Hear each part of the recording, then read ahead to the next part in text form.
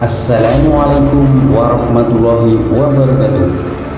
Jordania, negara yang termasuk negeri Syam ini lebih dikenal di kawasan Timur Tengah dengan sebutan Urdum. Negeri yang menyimpan kekayaan sejarah umat manusia.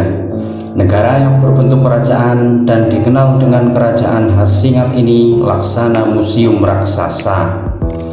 Setiap jengkal tanahnya menyimpan sejarah panjang bangsa-bangsa dan kisah-kisah para nabi dan rasul dalam menyebarkan ajaran ilahi. Salah satunya adalah jejak Nabi Nuh alaihissalam di kawasan Laut Mati. Terletak di ujung Yordania, berbatasan dengan otoritas Palestina. Laut Mati berada di antara dua negara, yaitu Yordania dan Palestina. Kawasan purba ini menjadi saksi atas pembangkangan kaum Sodom terhadap utusan Allah dan menjadi bukti nyata akan kekuasaan Allah Subhanahu wa Ta'ala. Seperti halnya yang dikisahkan dalam Al-Quran, posisinya berada di bawah permukaan laut dan menjadi titik terendah di muka bumi. Hal inilah yang disebutkan dalam Al-Quran dengan sebutan Adna al-Auf. Pada ayat Al-Quran surat Ar-Rum yang berarti titik terendah di muka bumi. Posisi inilah yang membuat kawasan Laut Mati seluas 800 km persegi ini menjadi tempat yang paling panas di dunia. Dinamakan Laut Mati karena memang laut ini tak ada tanda kehidupan. Kandungan garam yang cukup tinggi, mencapai sekitar 30%, membuat makhluk hidup tak bisa hidup di dalamnya. Tingginya kadar garam inilah yang membuat semua makhluk hidup mengapung, termasuk manusia. Walau begitu, tempat yang banyak disebut-sebut oleh kitab suci agama Samawi ini menjadi tempat peristirahatan favorit para penguasa Romawi. Bahkan sebagian sumber menyebutkan Laut Mati menjadi tempat yang disenangi oleh Nabi Daud alaihissalam karena keindahan alamnya yang mempesona. Namun di balik keindahan alamnya yang mempesona, kawasan Laut Mati menyimpan cerita yang mengerikan. Di kawasan inilah negeri Sodom dihancurkan Allah Subhanahu wa Ta'ala akibat pembangkangan dan penyimpangan penduduknya dari fitrah yang ditetapkan oleh Allah Subhanahu wa Ta'ala.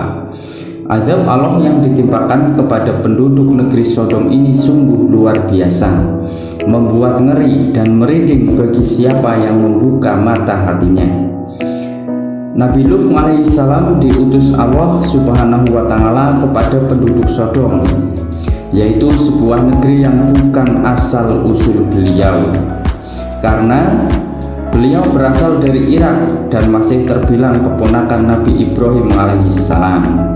Imam Ibnu Katsir menyebutkan Nabi Nuh alaihissalam merupakan satu-satunya orang yang beriman kepada Nabi Ibrahim alaihissalam ketika Nabi Ibrahim berdakwah di kota Ur, Irak. Saat itu Nabi Ibrahim dibakar oleh Raja Namrud. Oleh karena itulah Nabi Ibrahim alaihissalam kemudian berhijrah menuju Palestina bersama istrinya, yaitu Sarah, dan keponakannya yaitu Nabi Nuh alaihissalam. Nabi Ibrahim menetap di Palestina, sementara Nabi Nuh alaihissalam kemudian menuju negeri Sodom, sekitar 30 km dari Palestina. Di negeri inilah Nabi Nuh alaihissalam mendapati penduduk Sodom memiliki perilaku yang sesat dan menyimpang. Selain kufur dan senang berperilaku buruk, penduduk Sodom juga memiliki perilaku yang sangat menyimpang, yaitu menyukai sesama jenis. Perilaku penyimpangan seksual pertama dalam sejarah umat manusia. Itu sebabnya perilaku ini disebut dengan sodomi, yaitu merujuk pada negeri Sodom, tempat asal perilaku menyimpang inilah nama sodomi berasal.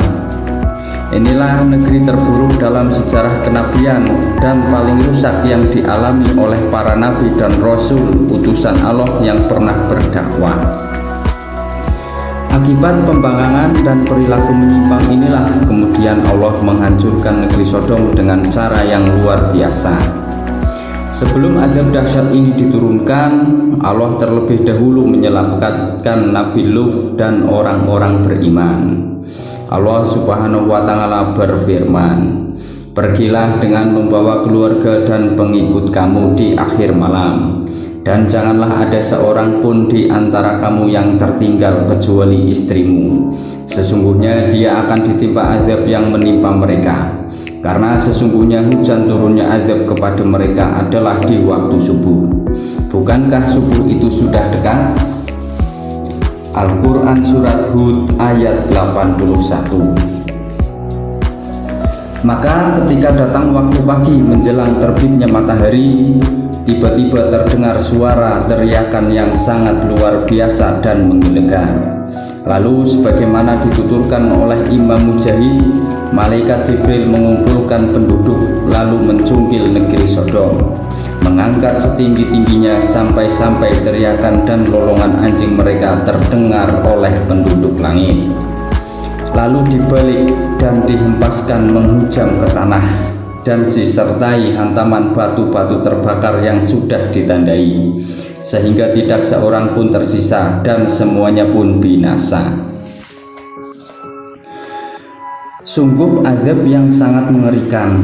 Allah Subhanahu wa Ta'ala mengabadikan peristiwa ini dalam firman-Nya, "Maka tatkala datang azab kami jadikan negeri kaum Lut itu yang di atas ke bawah, kami balikan, dan kami hujani mereka dengan batu-batu dari tanah yang terbakar dengan bertubi-tubi, yang diberi tanda oleh Rohmu, dan siksaan itu tiadalah jauh dari orang-orang yang zalim." Al-Quran Surat Hud ayat 82 hingga 83. Di akhir ayat ini, Imam Ibnu Katsir mengingatkan, ini benar-benar menjadi pelajaran mahal dan peringatan bagi umat manusia akan murka Allah terhadap perilaku menyimpang, bahwa azab Allah adalah dekat bagi kaum yang melakukan penyimpangan serupa dengan kaum dari penduduk Sodom. Peristiwa mengerikan juga menimpa kaum yang berperilaku seperti kaum Nabi Lut alaihissalam. Peristiwa negeri Pompei, Romawi, dekat Napoli, di wilayah Campania, Italia, menjadi pelajaran bagi umat manusia. Negeri yang didirikan pada abad 6 sebelum Masehi ini hancur akibat gunung Vesuvius yang meletus secara tiba-tiba. Ribuan penduduknya tewas mengenaskan terkubur lahar panas. Sejumlah ekspedisi penggalian lokasi menemukan mayat-mayat yang mengering terbalut tanah keras. Yang menarik dari temuan ini adalah mayat-mayat ini dalam posisi melakukan hubungan badan dengan sesama jenis. Ini tentu sangat mirip dengan perilaku kaum Sodom. Na'udzubillahi min dzalik. Inilah ketetapan Allah Subhanahu wa Ta'ala yang tidak akan berubah sebagaimana yang difirmankan dalam surat Fatir. Sekali-kali kamu tidak akan dapat penggantian bagi sunnah Allah. Wallahu a'lam. Baik pemirsa, terima kasih telah menonton video kami sampai akhir. Semoga bermanfaat bagi kita semua. Dan mohon maaf apabila ada salah kata atau penulisan dalam video ini. Wassalamualaikum warahmatullahi wabarakatuh.